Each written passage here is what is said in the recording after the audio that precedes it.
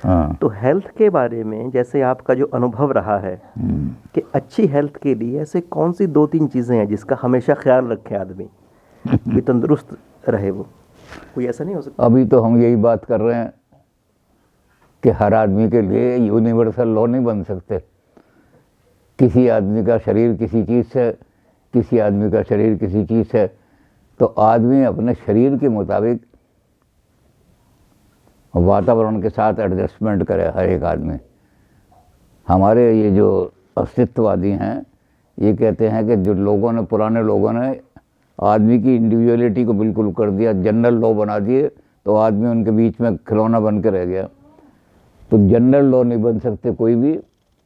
बहुत सारे लोगों ने आयुर्वेद में बनाए भी हैं जनरल लॉ, लेकिन वो हर एक पर लागू नहीं होते। जैसे मैं आपको बहुत बड़ी चीज़ बताऊं कि आजकल योग का बड़ा प्रचार हो रहा है, बहुत ज़्यादा। योग की दुकानें इतनी खुल गई हैं जगह जगह जगह जगह, योगा सेंटर। लेकिन योगा हर एक आदमी को सूट, हर कहते हैं योग से ये ठीक हो जाए, वो ठीक हो जाए, लेकिन योग हर एक आदमी को सूट नहीं करता। बहुत सारे आदमी योग से नुकसान भी है, वो डॉक्टरों के पास आते हैं। तो बहुत सारे आदमी जिनको सांस की बीमारी हो गई हैं या और बीमारी हो गई हैं, वो योग से बीमारी भी हो गई हैं लोगों को, और वो बीमारी होकर के लोगों के पास आ भी रहे हैं। तो सेहत का जो है नियम, वो अपनी अपनी जैसी आदमी की वृत्तियां हैं या जैसी आदमी के वातावरण में उसको चीज़ें उपलब्ध हैं। अब यहाँ बहुत सारे आदमी कहते हैं भारतवर्ष में कम से कम कि जी मीट खाने वाले आदमी को ये बीमारियां हो जाती हैं। लेकिन अगर आप दुनिया का आंकड़ा इकट्ठा करो तो जितने वेजिटेरियन हैं उनसे कम से कम 1,500-2 हज़ार आदमी, यानी सारे मुस्लिम कंट्री, सारे यूरोपियन कंट्री, सारे अमेरिकन कंट्री खूब मीट खाते हैं, खूब मीट कंज्यूम करते हैं। और हिंदुस्तान से कम बीमारियां हैं वहाँ। हिंदुस्तान में बहुत लोग बीमार हैं, बेचारे मरने को ही पड़े हुए हैं, और उन देशों में इतनी बीमारी नहीं है। तो ये हर एक आदमी को कोई जनरल लॉ नहीं बन सकता सेहत के बारे में। अपने अपने वृत्ति के हिसाब से, अपने अपने शरीर की क्षमता के हिसाब से, अपने अपने एनवायरनमेंट में क्या चीज़ें अवेलेबल हैं उनके हिसाब से ये आदमी को एडजस्ट करना पड़ता है। अब आप देखिए कि मद्रास का आदमी अगर गेहूं खाएगा तो बीमार हो जाएगा। मद्रास का आदमी गेहूं हजम नहीं कर सकता। हमने एक अखिल भारतीय सम्मेलन, हमारे तो अखिल भारतीय सम्मेलन होते रहते हैं, तो एक अखिल भारतीय सम्मेलन हमने अमृतसर में भी किया। तो अमृतसर में पेड़े की लस्सी बहुत चलती है। दही के अंदर पेड़ा घोट करके ऐसा बनाते हैं लस्सी बढ़िया, और ऊपर आ जाते हैं झाग। तो अमृतसर में 2 चीज़ें हैं, एक तो पिन्नी दाल की, देसी घी की पिन्नी, यानी लड्डू जो होते हैं, उड़द की दाल के लड्डू देसी घी के बने हुए। तो अमृतसर की पिन्नी बड़ी मशहूर है, और एक अमृतसर की लस्सी। तो उन्होंने जो लस्सी पिलाई सब लोगों को, तो जो पंजाब और हरियाणा का आदमी थे वो तो हजम कर गया, और मध्य प्रदेश, कर्नाटक, मद्रास, उनकी हालत हो गई डायरिया की तरह से, लूज मोशन शुरू हो गए। फिर उनको कहा कि भैया इनको मद्रासियों को क्यों पिला दी थी लस्सी, ये लस्सी तो इधर ही पिलानी चाहिए थी। तो इसी तरह पंजाब का हिसाब है कि पंजाब में लोगों ने शौक के लिहाज से तो शुरू कर दिया कि हम डोसा बनाएंगे। लेकिन पंजाबी डोसा नहीं है। पंजाबी डोसे में इतना मसाला मिलाया जाता है, मसाला डोसा बन गया है। मद्रास का आदमी कहता है ये डोसा ही नहीं है, ये तो पराठा बन गया। तो सादा डोसा जो है, जो मद्रास में बनता है, उसको पंजाबी खाएगा तो उसकी भूख ही नहीं बुझेगी, बल्कि भूखा रह जाएगा। तो एनवायरनमेंट के हिसाब से एडजस्ट करें कौन सा खाना। बंगाल के अंदर क्या है कि कोई भी सुहागवती स्त्री मछली के बिना खाना नहीं खाती, चाहे ब्राह्मण हो, चाहे बनिया हो, चाहे कोई हो, क्योंकि वहाँ के वातावरण में मछली फ़ायदा करती है। तो अपने वातावरण के अनुकूल अपने शरीर को ढालना, अनुकूलन करना, ये सेहत की सबसे बड़ा रूल है। जैसा वातावरण हो शरीर को इसके हिसाब से ढालो। अब हम लोग जो हैं टीचिंग प्रोफेशन में रहे, कहीं बाहर नहीं निकल के गए, इसलिए सर्दी का, बरसात का हमारे ऊपर बड़ा ख़राब असर होता है। हम घरों में ब्लोअर वगैरह जला करके बैठ जाते हैं।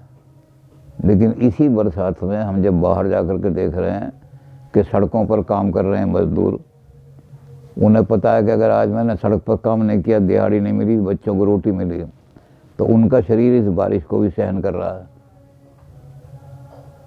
तो कैसे हो गया ये कि हम अगर बारिश में निकलेंगे तो बीमार हो जाएंगे और वो बारिश में काम कर रहे हैं। तो सेहत के जो सबसे बड़ी चीज़ है वो चीज़ ये है, चिंता छोड़ो, खुश रहो। ये सबसे बड़ा सेहत का उसूल है। जो हो रहा है उसके साथ एडजस्ट करो अपने आप को। तो चिंता मुक्त होकर के जब आदमी जीवन व्यतीत करता है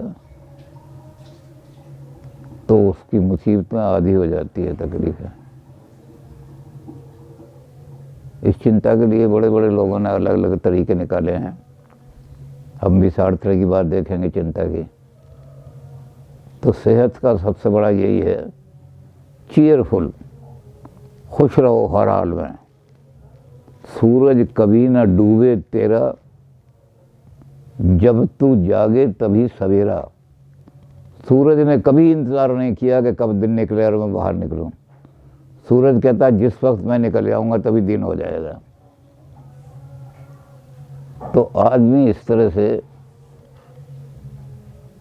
मैं सरकमस्टांसेस के साथ एडजस्ट करता हूँ सारे के सारे, और उनको एडजस्ट करने के बाद अपने काम में खड़ूंगा तो जहाँ मैं खड़ा हो जाऊँगा वहीं सवेरा हो जाएगा।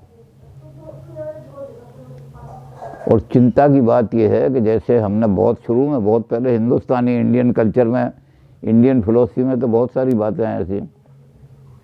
तो हमने इंडियन फिलोसफी करते हुए, एरिस्टोटल करते हुए जो बातें देखी वो है सेहत का राज। एरिस्टोटल ने क्या कहा? एरिस्टोटल ने कहा, care only for those who are worth caring for. आदमी अगर हर एक की चिंता करेगा तो जल्दी उसका जीवन ही खत्म हो जाएगा। इसलिए ये करो कि संसार के अंदर खुश रहना है अगर, तो एरिस्टोटल की बात मानो, care only for those who are worth caring for. जो आदमी ऐसे हैं जिनका संसार में कुछ महत्व है, या आपके जीवन में उनका कोई महत्व है, आपके जीवन में वो कुछ कंट्रीब्यूशन कर रहे हैं, तो उनकी बातों की तो चिंता करो, उनकी बातों की परवाह करो। बाकी को अगला वाक्य जो है एरिस्टोटल ने तो नहीं लिखा, लेकिन हम उसमें जोड़ देते हैं, care only for those who are worth caring for and let the others bark. औरों को कुत्ते की तरह भौंकना तो चिंता मत करो। और हमने चाणक्य का भी कहा था, चाणक्य ने क्या कहा है, अगर कुत्तों के भौंकने से हाथी की चाल में अंतर आ जाए तो लोग गजराज को, हाथी को गजराज कहकर पूजना छोड़ दें और कुत्तों को पूजने लगें। इसलिए अपनी चाल, अपने व्यक्ति को, अपने व्यक्तित्व को, अपने निर्णय को इतना दृढ़ बनाओ कि जो कुत्ते भौंक रहे हैं, इसके लिए बड़ा अच्छा हमने अपने एक फाइल बना के अपने पोते को दी थी। उसमें बड़ा अच्छा हमने गीत लिख दिया था, दुनिया से डरोगे तो दुनिया डराएगी, चैन न लेने देगी, बातें बनाएगी, तान के सीना चलो दुनिया तुम्हारी है। जब तान के सीना चलोगे तो फिर कोई चिंता नहीं रहेगी। तो जो आदमी बहुत ज़्यादा ऐसे रहते हैं कि ज़रा ज़रा सी बात में परेशान हो जाए, वो खुशी नहीं, और जो सुखी नहीं रह सकते उनका जीवन भी छोटा ही हो जाता है।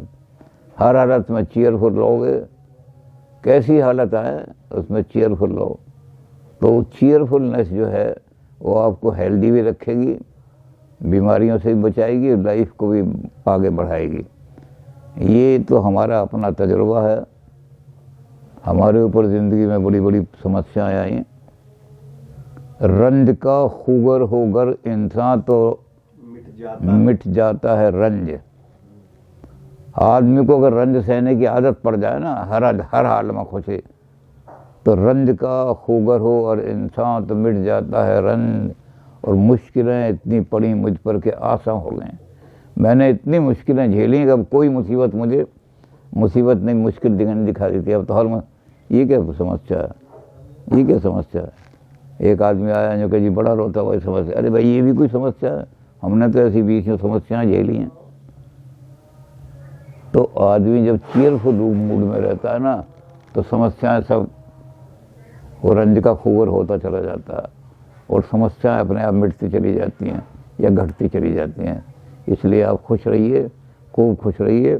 और ये लिख लीजिए अपने मन पर कि दुनिया से डरोगे तो दुनिया डराएगी, चैन न लेने देगी, बातें बनाएगी। इसलिए तान के सीना चलो, दुनिया तुम्हारी है, दुनिया तुम्हारे आगे झुक जाएगी। बस यही तरीका है आदमी को हेल्दी रहने का और खुश रहने का।